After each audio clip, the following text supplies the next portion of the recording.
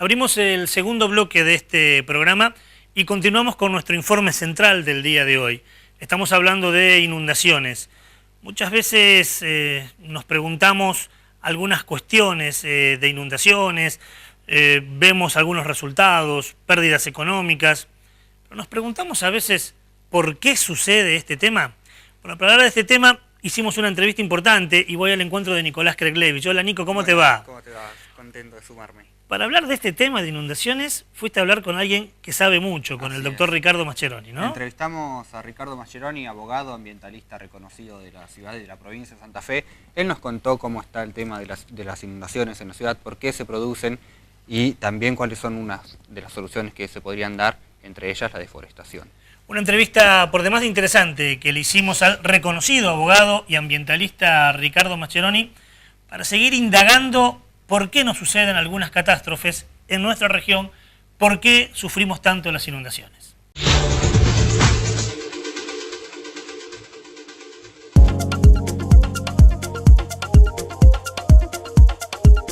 Toda la provincia de Santa Fe y el país desagua naturalmente hacia el río Paraná.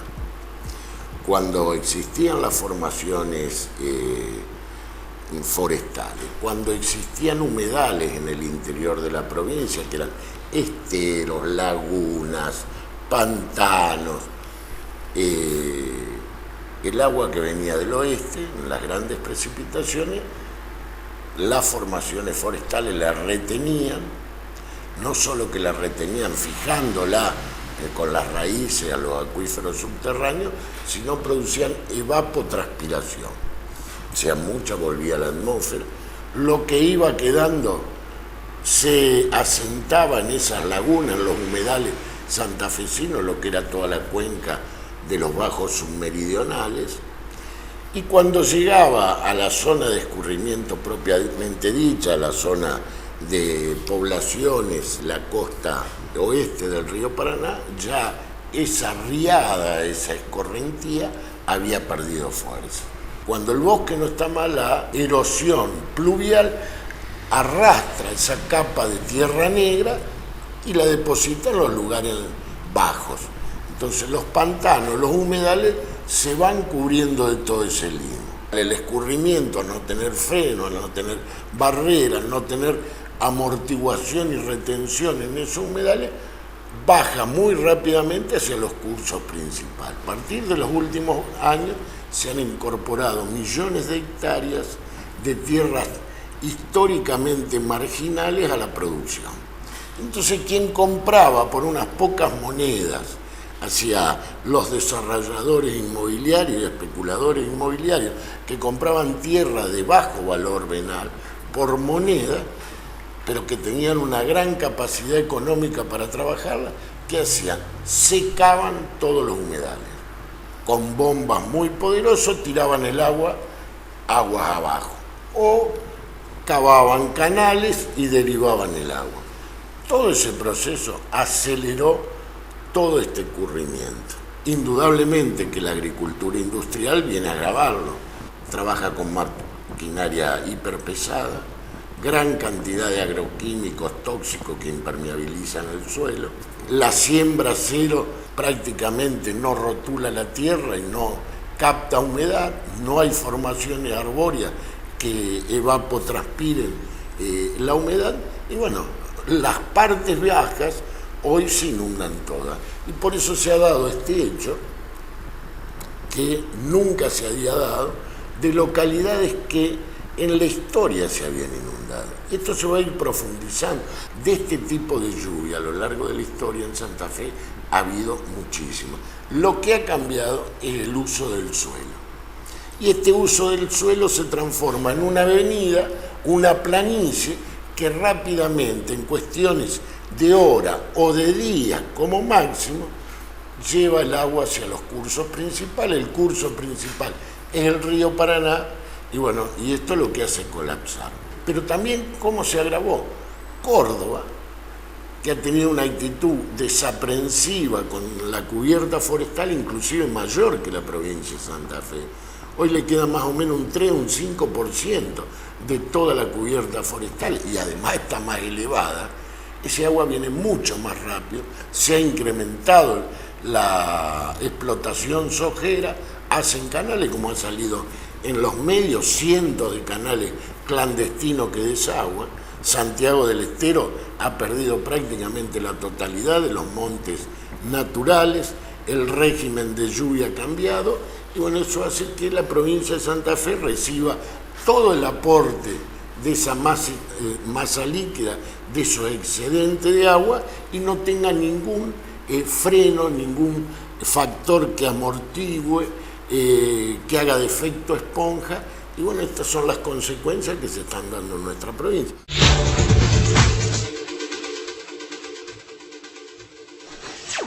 Tenemos mucho más de la entrevista que Nicolás le hiciera a Ricardo Mascheroni. Pero nos detenemos algunos segundos nomás en lo que dijo y aparecen otra vez un tema recurrente, el que hablábamos con Raúl Álvarez en el primer bloque, los desmontes como causa principal de las inundaciones. Usted recordará, el año pasado le hicimos una entrevista al paisajista Mario Margaritini y hablaba justamente él sobre la función social que cumple el árbol. Árboles que pueden albergar en su interior miles y miles de litros de agua que generan las lluvias. La ausencia del árbol genera también que la tierra tenga menor capacidad de absorción, menor capacidad de esponja. Por eso Margaritini, Mascheroni, todos en general coinciden en que la extensión de la frontera agropecuaria, aquellos bosques que se transforman en llanura para luego ser cultivables, generan luego los problemas de las inundaciones, y por eso los pueblos rurales son los que más lo sufren.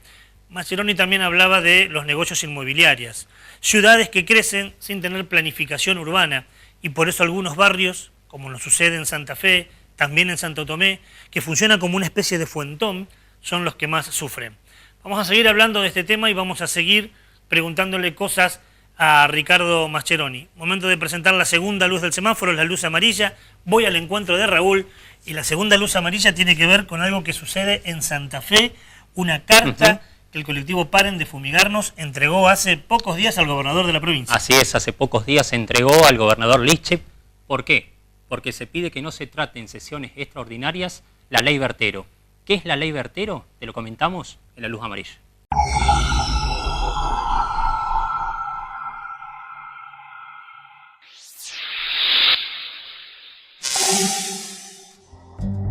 La oposición al proyecto se fundamenta en que solo contempla áreas de resguardo libre de fumigaciones con plaguicidas y productos químicos en una franja de escasos 200 metros y 100 metros con cortina forestal. Nosotros cuestionamos por inconstitucional. La ley vigente promueve 500 metros libres de fumigaciones. Esa es la 11273, que es la ley que actualmente está vigente.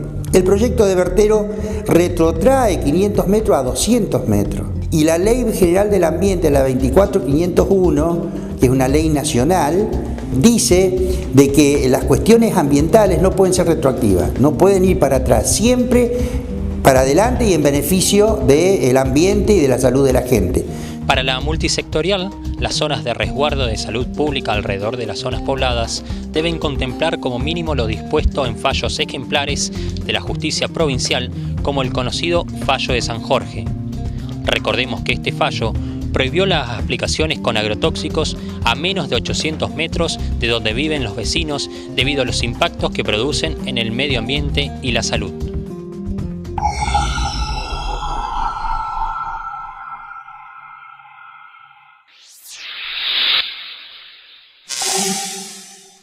Una luz amarilla, nos decía Raúl, porque claro, por ahora es la carta y no sabemos si finalmente tendrá final feliz o no, si el gobernador insistirá y enviará este proyecto a extraordinarias, o estas 118 firmas, 118 adhesiones, son más que firma, ¿no? Adhesiones de instituciones, organismos no gubernamentales y alrededor de 200 instituciones más que apoyan, que adhieren, finalmente hacen entender a nuestra clase política que este proyecto, el proyecto Bertero, es más de lo mismo.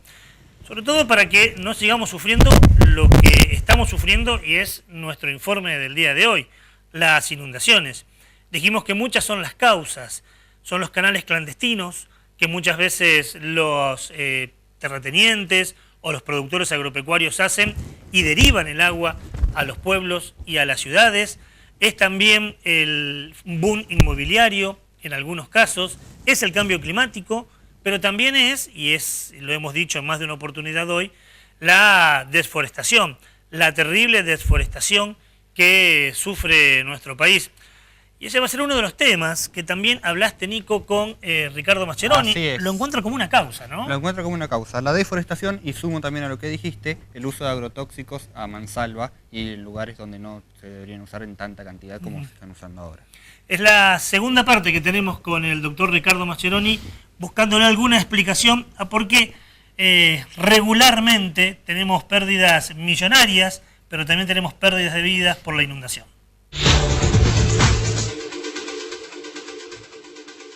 El gran desafío, que insisto, una vieja discusión que ya lo planteó en su momento, en 1884, Florentino Ameghino con su libro La sequía y la inundación en la provincia de Buenos Aires, y anteriormente lo había planteado nuestro comprovinciano Estanislao Ceballos con estudio geológico de la provincia de Buenos Aires, que dice, no, esto es una locura seguir haciendo canales.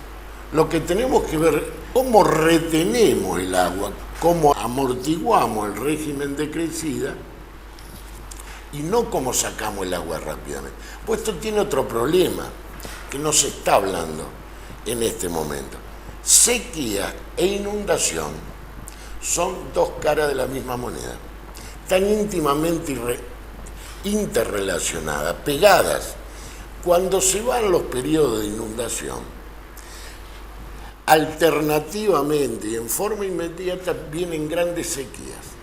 Y van a ver ustedes que un año declaran la emergencia por sequía, la provincia tiene que llevar agua, se mueren los animales, y al otro año viene una inundación como esta y se declara la emergencia por inundación. Y esto es todo plata que, más allá del aporte que haga la provincia, es plata de todos los santafesinos. Y quienes son los responsables o que han agravado este proceso, que han obtenido una maximización de las ganancias, nunca se hacen cargo. Entonces, cuando tienen un año que no le ha ido bien, salen a reclamar que el gobierno no hace obra y todo lo demás, pero cuando ganan, los años seguidos que ganan, nunca comparten las ganancias. Tiene que haber una coparticipación de responsabilidades. Mi posición es que hay que empezar a crear reservorios. Hay que trabajar para ver cómo se retiene el agua. ¿Cómo se retiene el agua? Bueno, hay distintas propuestas, yo tengo algunas. Una es empezar a expropiar terrenos. Grandes extensiones de tierras bajas, expropiarlas por ley, y eso destinarlo a reservorio permanente, que el agua se derive, se desvíe a esos reservorios. Después hay una institución que muy pocos conocen, muy vieja en la Argentina, que se utilizó y se utiliza, menos en Santa Fe, que son las servidumbres de inundación. Hay lugares que están afectados a eso. Los años que vienen bien, uno puede trabajar porque no pierde la propiedad de la tierra, pero los años que vienen lluviosos hay que derivar a esos lugares y bueno, el Estado lo indemniza en esos casos. Primero hay que hacer un mapeo completo de toda la región y además tenemos que, en ese análisis, en ese mapeo, ver las obras de infraestructura que están hechas con una realidad distinta. Porque cuando se hicieron los puentes de la autopista, se hicieron con una realidad. Todavía quedaban montes, había hectáreas vacías, había rotación de suelos.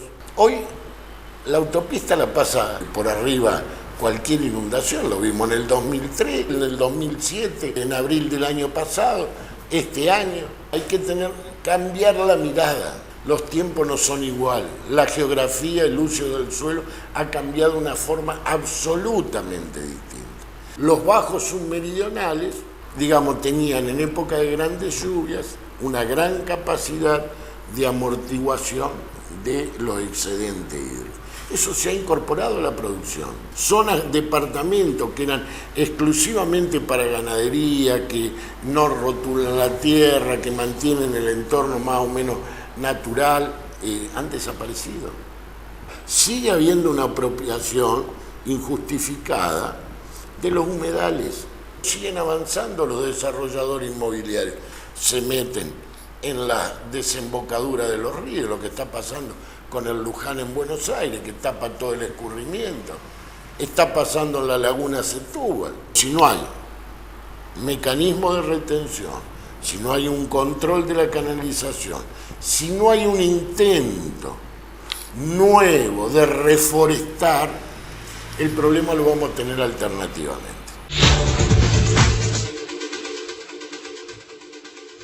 Es fundamental una parte de lo que dice Mascheroni, no porque lo otro no sea importante, sino porque nos parece que toma un perfil nuevo, un tópico nuevo, que es el de la corresponsabilidad. Si hay sectores, en el caso de nuestros pueblos rurales, el sector de producción agropecuaria, por la creación de canales clandestinos o por la cantidad de litros de venenos que utilizan para fumigar, que son los que han generado en parte la inundación, tendrán que ser ellos también los que busquen o los que ayuden, intenten buscar una solución. Lo que se conoce como participación o coparticipación responsable. A ver, cuando éramos chicos, muchas veces nuestros padres, nuestros abuelos, ¿qué nos decían?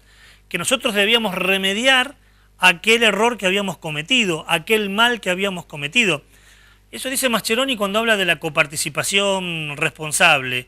Por eso nos pareció por demás de importante ese perfil que toca el abogado Mascheroni en la interesante entrevista que Nico Kreklevich le hizo.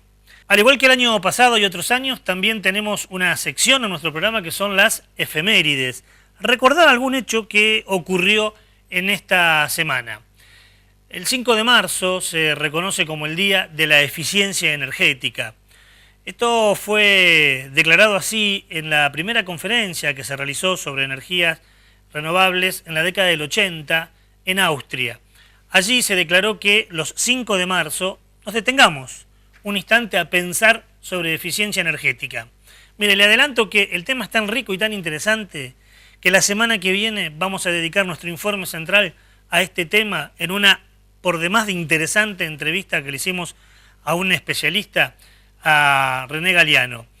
De todas maneras, hacemos un adelanto, lo planteamos como una efeméride, sobre por qué hablamos de la necesidad de ser más eficientes, no solo por una cuestión económica, sino por una cuestión también de sobrevivencia, porque es tan importante ser más eficiente en el uso de la energía.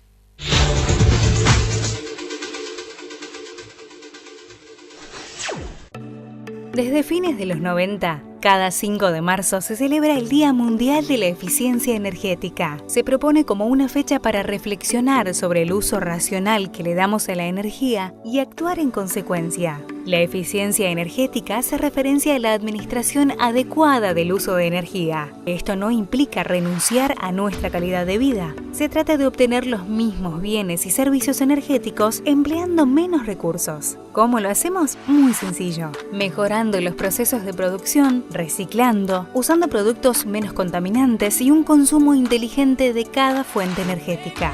La mayoría de estas estrategias son muy accesibles y pueden aplicarse inmediatamente, tanto en casa como en las empresas. Estas prácticas no suelen implicar gastos o a veces es muy reducido.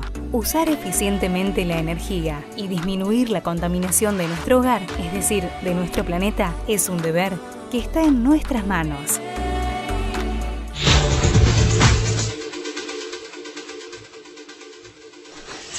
Con esta efeméride cerramos nuestro tercer bloque. Nos queda material. En el último bloque vamos a abrir una nueva sección de Onda Verde que se llama Perfiles.